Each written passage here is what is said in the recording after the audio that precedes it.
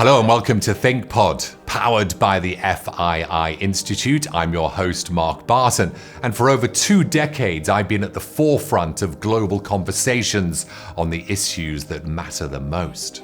In this series, I'll be meeting with the leaders who are rising to tackle the grand challenges that face humanity right now. Together, we'll be discussing the radical ideas and transformative solutions that'll benefit both people and planet. In this episode, we're joined by Abdullah Alkanhl, Group Chief Strategy Officer at STC, a leading telecom and technology services provider in Saudi Arabia. We talk about the transformative power of digital inclusion and how investing in Saudi women in tech will benefit the kingdom in the long term. Abdullah, thank you very much for joining me today. Thank you, Mark, for hosting me. It's my pleasure. Now, some might say, Abdullah, we're at a crossroads when it comes to sustainability. Look at geopolitics, climate, COVID. That's a lot of disruption. How worrying is that when it comes to achieving those sustainable development goals? Well, I think with all what's happening today and what have happened in the previous years, reinforcing the importance of sustainability.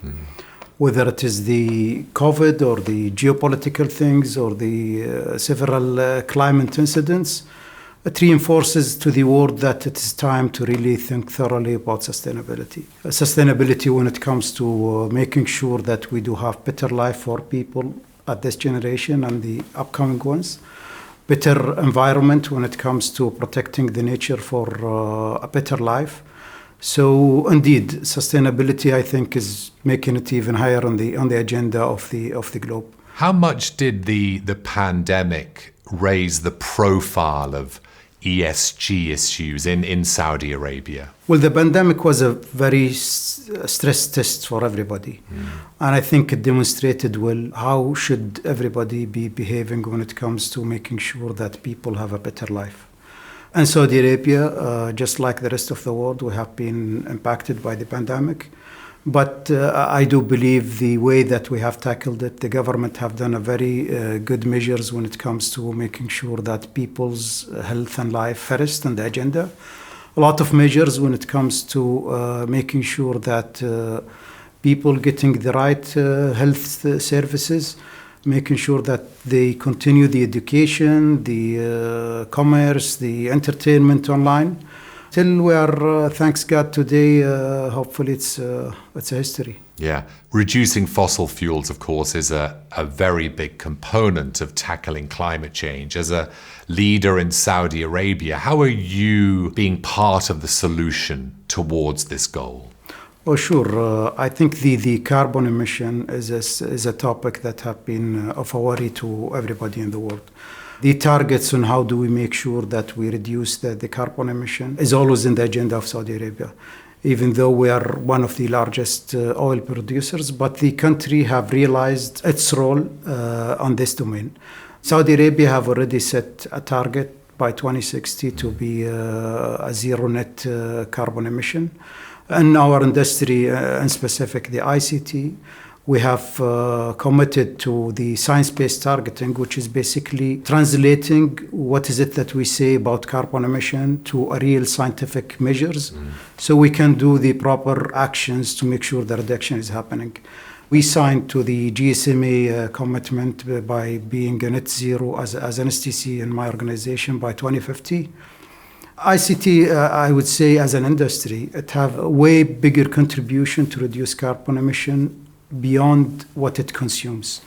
If you think of how connectivity makes people work and commute less through the digital channels. We have been through the pandemic, and I think everybody have been doing his job virtually through the online meetings, thanks to the infrastructures being built by the ICT and by the applications.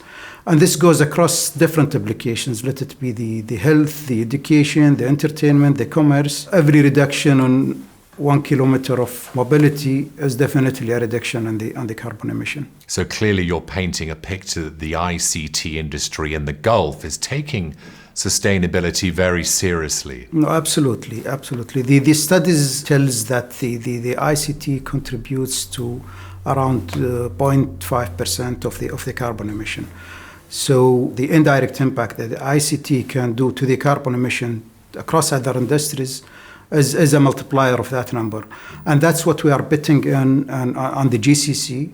The telecom operators have joined hands while they are competitors, yet they joined hand on making the commitment together, sharing the knowledge and putting the actions which we all will be working on together. How much of a achievement was it, the industry coming together? Because it's so important, isn't it? Yes, your rivals, yes, your competitors, but coming together on this, that's very important. It's very emblematic, isn't it? I would say the sustainability is the only thing that I don't think anybody will be competing with each other. It's the most collaborative thing. We as individuals, we feel good and better if we do things good for the society, for the environment. It's the same for corporates. There is no competition on any market share here. It's a competition to make the nature, the world, as a better place for the next generations to come. I would say that I haven't seen better proactiveness, better commitment, and passion about the people on this subject beyond their work mandate, because people always would love to be part of a good things for the environment. Let's talk about Saudi telecom company specifically. It wasn't long ago you issued your second sustainability report. How closely is Saudi telecom company aligned with the Sustainable Development Goals and, of course, in conjunction with Saudi Vision 2030?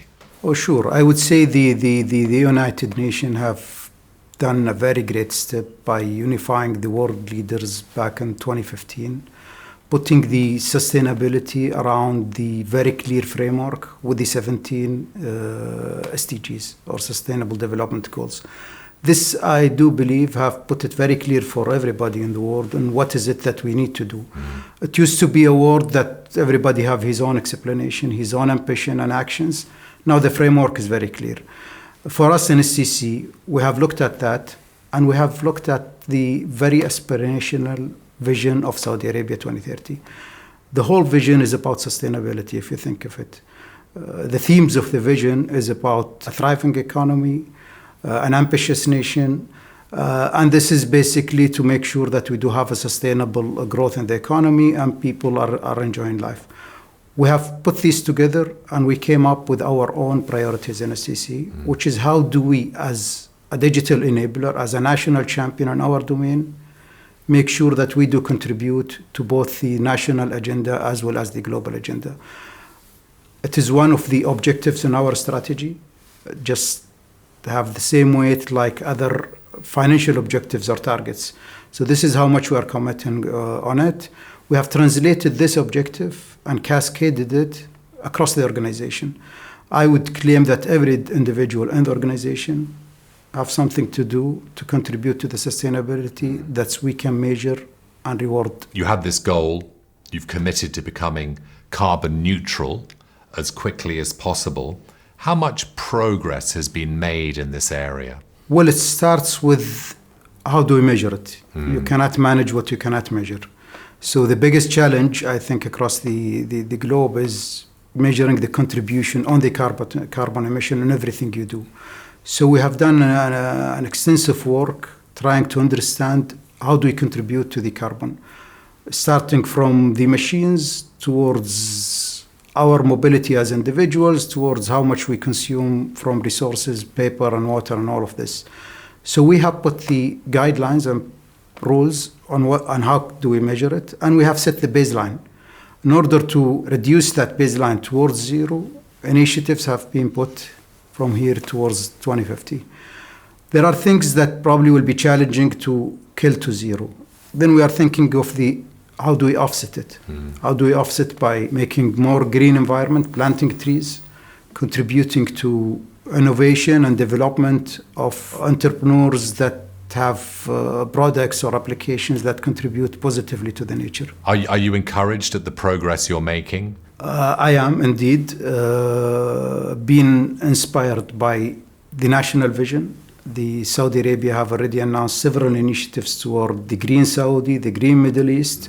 That vision inspiring us. The Public Investment Fund, which is the major shareholder of SCC, have put it as a priority. So we have all support that makes it something that get to happen, and I'm very excited about it. One thing you're doing is providing digital inclusion, and you're rolling out digital infrastructure. You're transforming communities in the kingdom. Talk to me about the importance of digital inclusion and the rollout of digital infrastructure and the impact that it has. Absolutely. Clearly, there is an impact on the environment and the carbon emission. But I would put this aside because, more importantly, the social impact of having connectivity to everybody in need. There are a lot of people on the planet who are underserved when it comes to being connected to the world.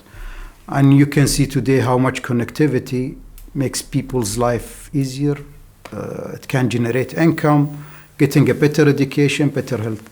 So that's something we do because we are the service provider, but we also believe that we are doing it because there is a lot of contribution to the community. We have seen a lot of businesses have started in a very rural areas because they just have been connected to the world. We have been people who have benefited from a lot of health services and education way better than when they were isolated in that remote areas. So this is something that we do, even though it's our job as a telecom operator, but we do it with passion as individuals and as professionals. Yeah.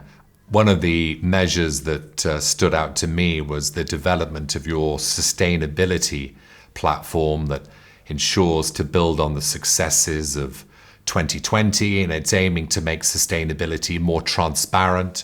How are you improving transparency? Because it's so important, isn't it, when we talk about sustainability? Sustainability as a word have been used more than probably any other word in the recent years. Yes, they are passionate about it, but they talk about it without having something tangible. What is it being done? So we do believe disclosure of what's been done, what's gone right, what need to be improved is very important thing, because that would be a guide for us first, and the guide for the audience of these reportings.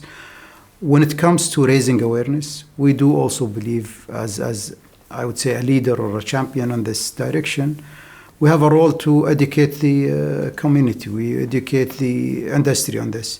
How can we measure it? How can we make a progress in it? What initiatives that we do encourage the whole ecosystem? We have been working with our ecosystem, let it be the suppliers, the partners, the customers, and how do we join hands to make it happening? That's basically what we do believe as a national champion. Again, encouraged and motivated by the aspiration of the government and our main shareholder. There are three legs of the stool, three core services: volunteering, technical enablement, and knowledge sharing. And I was drawn to the technical enablement program because it's supporting local charities. Can you tell us a bit more about this program and helping charities with their technical abilities and providing more connectivity, technological solutions, and why this is so important? Absolutely. Charities, we used to donate in terms of cash. We realize today, as part of the sustainability, we as an ICT leader and as a digital enabler in the region, we can do even way better by making sure that they are digitally enabled. The impact of being a digitally enabled organization on the performance, on the way that they support people in need, is a way bigger multiplier than the cash donation, which everybody can be contributing. So we're stepping up, making use of our role and our capability and technologies to make sure that we do elevate the charities that do better for the people in need, for the environment. Is it easy to measure that impact? We have started it this year, but the feedback that we have been hearing so far is magnificent. We can imagine what is it that been done manually, the archiving, the processing. When it gets enabled by technology, that cuts a lot of steps and that relieve a lot of resources towards this direction.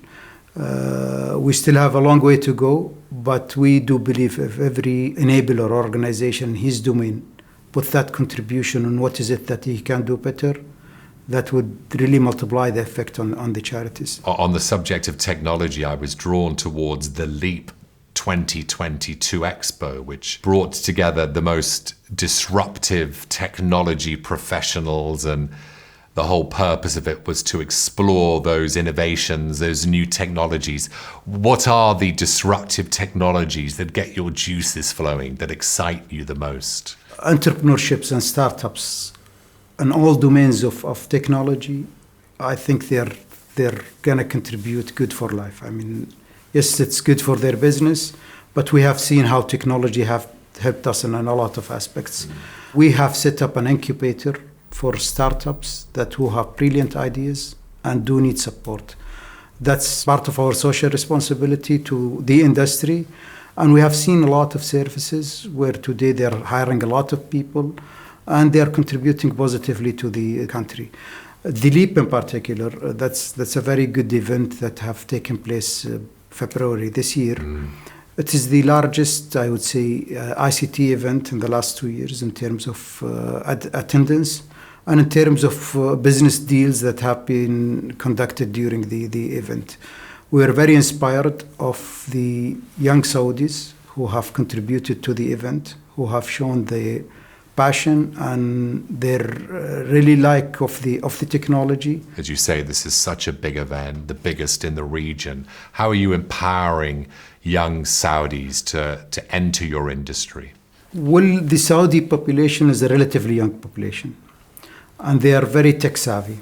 With all measures on who consumes technology, a lot you'll be seeing the Saudi per capita on the top ranks. People are already engaged with the technology.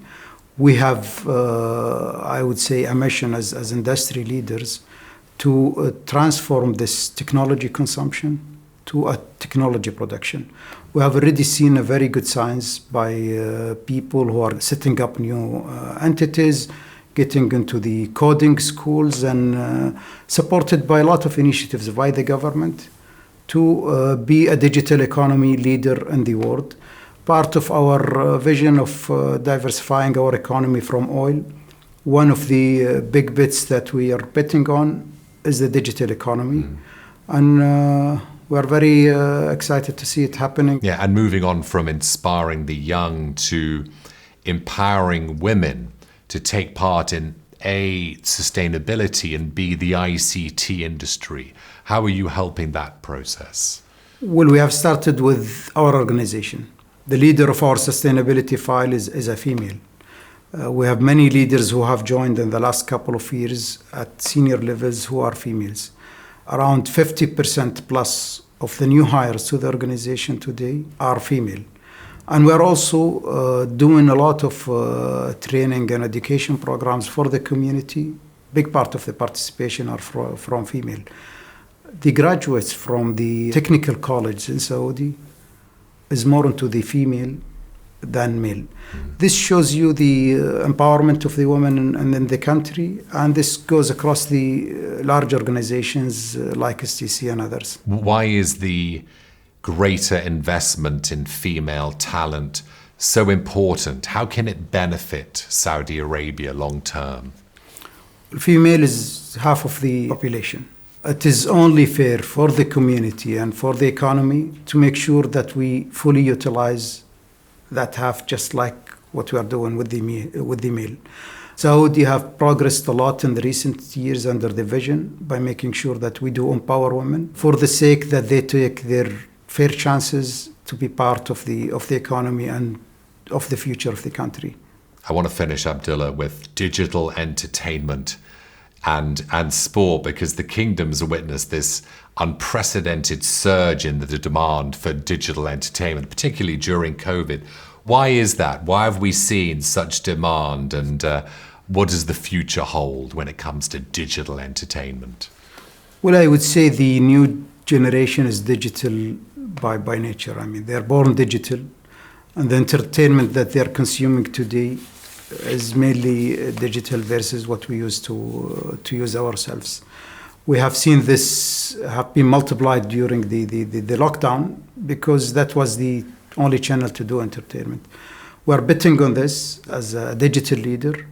And we are putting a lot on enabling the digital entertainment, let it be the media or the e-gaming. Because I would say the young generations, this is how they see entertainment by default, I mean. So the majority will be in digital, and I think those who succeed in this domain from an industry perspective will be the winners. Not to mention the consumption of digital in Saudi is almost 3 times the average of the world. Why is that? Well, I would say because, as I said, I think we're relatively young people. Second, the good GDP per capita, people can afford to buy smartphones, people can afford to connect to the networks. We do have a very good connectivity when it comes to the speed and the resilience. Saudi is among the top countries when it comes to the 5G rollout, which is the high-speed network. So all of this have enabled or opened the door for people to reach whatever they want to reach in life through the digital channels as the option one. Abdullah, thank you very much. Thank you very much for your time Mark. today. Thank you for hosting me. Pleasure. In these turbulent times, don't forget to like, comment, share, and subscribe to Thinkpod for more insight and analysis.